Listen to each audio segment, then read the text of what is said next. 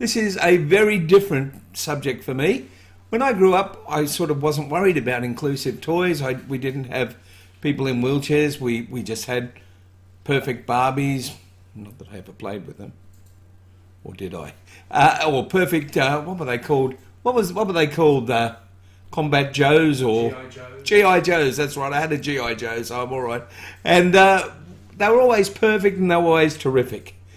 Never did we have dolls and toys that included people with a vast variety of colour, shapes, disabilities, and so on. And guess what? That's all beginning to change.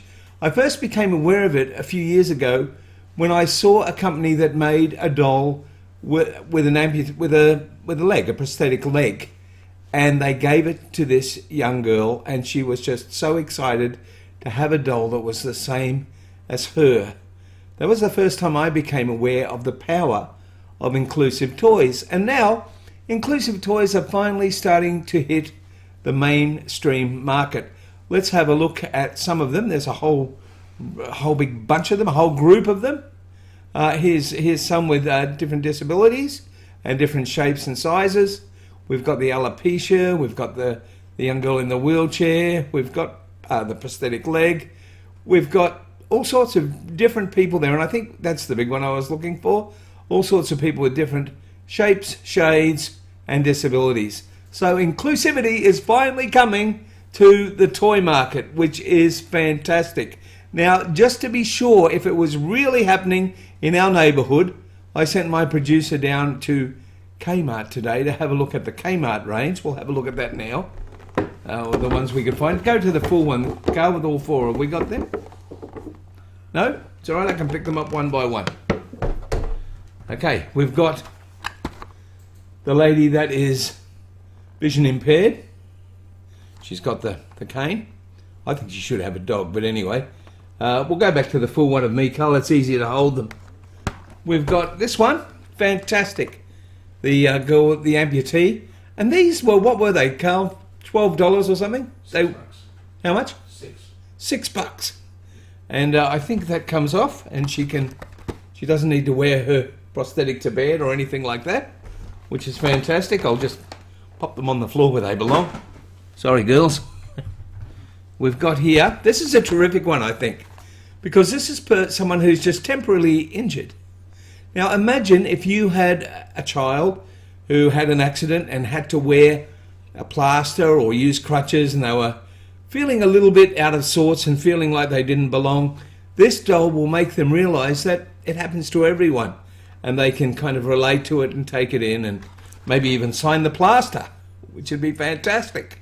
So this is great. Even though it's not a permanent disability, it makes children comfortable if they are temporarily injured or something like that. We'll just move over to this gentleman here, and although it's hard to see, he's got a hearing impairment. So, sorry, yeah, and so that's the only, I think that's the only guy, isn't it, Carl, at the moment? That's right. Although Mattel have said that they are going to create a Ken, finally a Ken, that's also, I think, in a wheelchair. So that's terrific. Now, this is not completely new to me, because before Christmas I was down in one of the stores, Target or Kmart, I can't remember, and I happened to come across this Barbie. Oh, she's not doing very well with the chroma key, but she's got lovely blonde hair that you can see through at the minute. We didn't check that, did we, Carl? See if we can go to it. There we go. There she is. She's lovely. And I also got this one that was there in opposition. So we've got a bit of opposition in the inclusive toy market. And some great things have happened with this. First of all, I had a young girl come over with her family, and she was a little bit nervous about myself in the wheelchair and everything. And look, I said, look, I've got something for you. And I now have in my wardrobe a number of these Barbies, because if I'm with a young girl or boy that happens to be interested in why I'm in a wheelchair and so on, and I want them to be more comfortable, I just give them a wheelchair Barbie. And I gave it to this girl, and she loved it. And the fantastic thing was that she didn't really treat her that disabled. Barbie was doing flips off the bike ramp and getting out of her wheelchair and doing all sorts of things.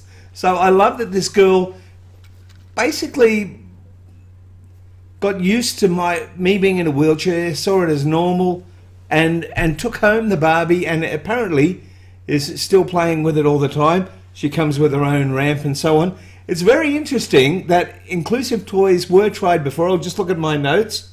It was in 1997 that Mattel, who made Barbie, announced a Share a Smile Becky. And Share a Smile Becky was a friend of Barbie's in a wheelchair, and she had a backpack hanging on the handles, and they sold 6,000 in the first 2 weeks. So you'd think, why didn't they sell more? I'll tell you why.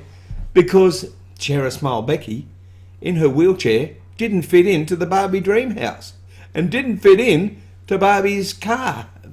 Even Barbie's friends had difficulty finding accessible accommodation and accessibility. And guess what happened? Just what often happens in the real world. Instead of changing the dream house and changing the car, Mattel went, this is all too hard. Let's just get rid of Share a Smile Becky. And that is what happened. Share a Smile Becky? Yes, Share a Smile Becky.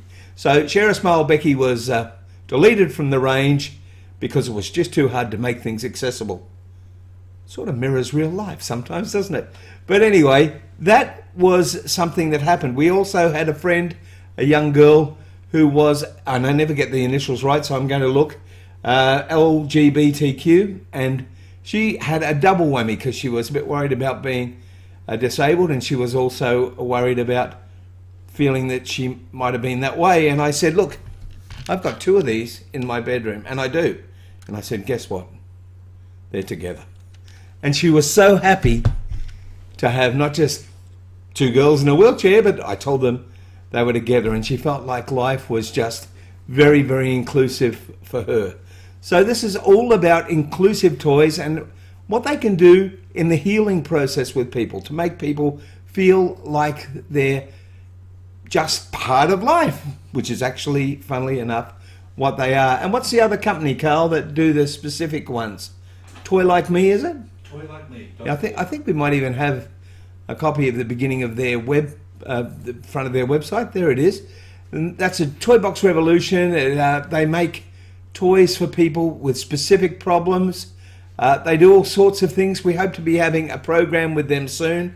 Toy Like Me really is a wonderful, wonderful company, and we'd like to encourage people to use them whenever they feel the need. So that's today's 5-minute reflection. I'd just like to thank all of the people who have supported us and helped us get along. Let's have a look at some of those. We've got Hello World Travel in Harvey Bay. We've got Simple Solutions. They do training and all sorts of NDIS services.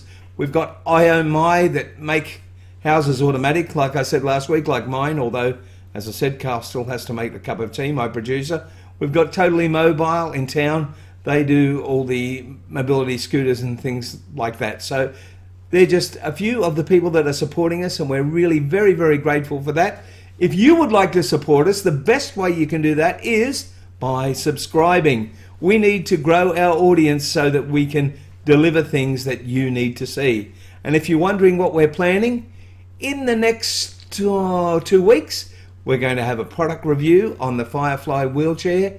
We're going to have a product review on a new type of bed, medical bed, and lots of things are happening, as well as some programs on inclusivity, acting roles, and all sorts of things.